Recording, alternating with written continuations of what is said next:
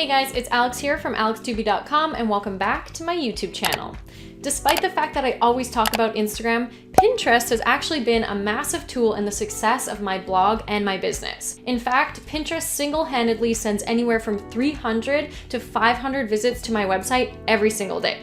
This massive boost in traffic ultimately increases not only my blog readers, but also my email list and my paying customers as well. So if that's not a good reason to be using Pinterest, I'm not sure what is. So in this video, I'm going to share my foolproof strategy on how to use Pinterest for business that can be implemented in just a few hours. So let's get started. Step 1. The first thing you're going to need is to create pins for all of your blog posts, freebies, courses, etc. Basically anything that exists on your website can have a pin associated with it. When creating pins, you want to keep them simple and descriptive. The text you add to your pin should clearly communicate what the user will find when they click on it, and the best performing pins are vertical, with the typical size being 1000 by 1500 pixels. You can easily create pins using free services like Canva or various Adobe products like Illustrator or Photoshop. If you don't want to do this task on your own, you can simply hire someone from Fiverr or Upwork. Step 2, join group boards. Group boards are the ultimate key to your success on Pinterest. Without them, it can take a very long time to build up your own audience and generate significant traffic. So, what is a group board? Well, just like it sounds, it's a board that has multiple contributors, allowing a variety of users to pin content to the same board. Often these boards have more followers and a much larger reach than your own personal board would have. So to join group boards, you're first going to have to locate some. So you can do this by searching for a topic in Pinterest, selecting the boards filter, and looking for the group board icon, a small circle in the lower left that shows multiple profile pictures. When you've located one, open it up and take a peek at the board's description. This is usually where you will find guidelines on how to join the group board.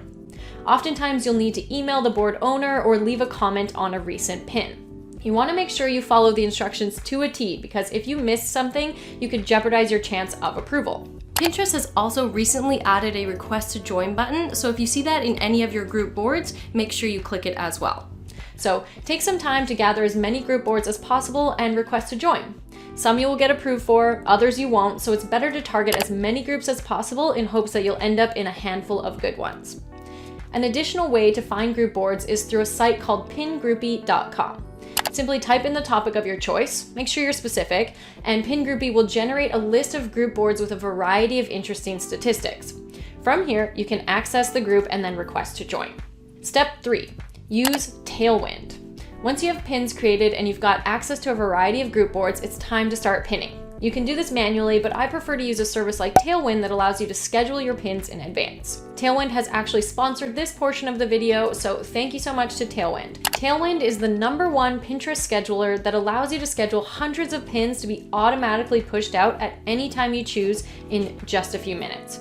Pinterest can bring so much traffic to your site, but if you're spending hours working on it, the return on investment may not be obvious. Once you're inside Tailwind, you can upload all your newly designed pins, add captions, and schedule them to be automatically posted to the group boards you're a part of. Tailwind will recommend how often you should pin per day, the exact time slots a pin will perform best at, and they even repin or loop your best performing pins for you so they keep getting shared and you keep getting traffic.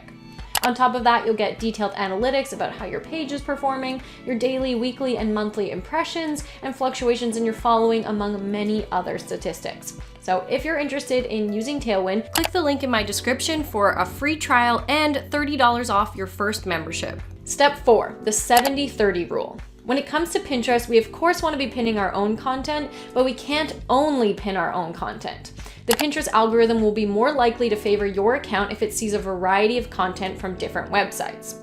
Also, board owners and visitors to your page will see you aren't just self-promoting and will be more likely to add you to the group boards or follow your page.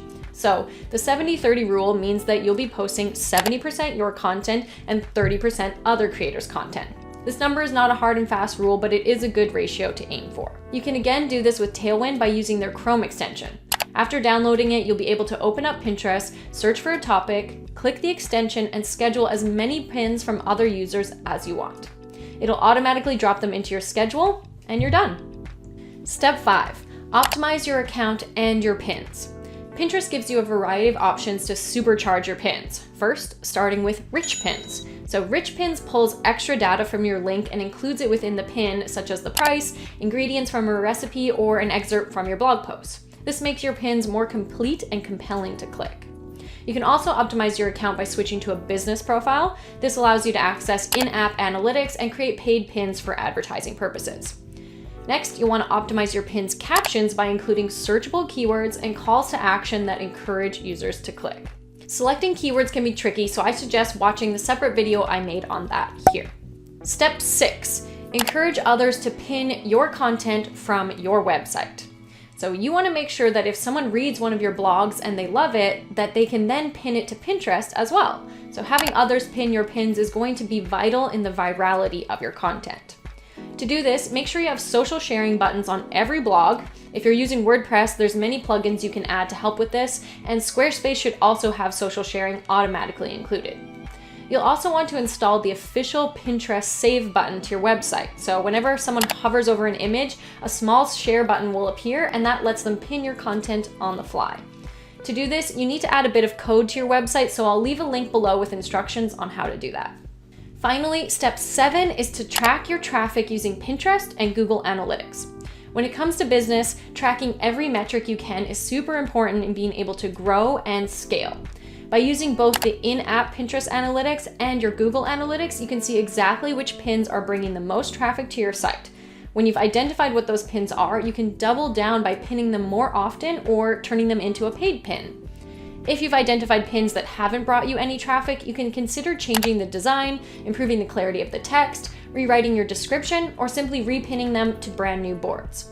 By following these steps, you can significantly increase the amount of targeted traffic to your website, which, like I said earlier, will ultimately increase all of your numbers from your email list subscribers to social followers and even paying customers. So never skip creating a pin for every new piece of content, and continually look for group boards to join, as they are what provides the most value to this strategy. So that's it, my 7-step strategy for using Pinterest for business. I hope you learned something new today. If you did, please hit that like button and subscribe to see more from me in the near future. That's it for today, guys. I will see you next time.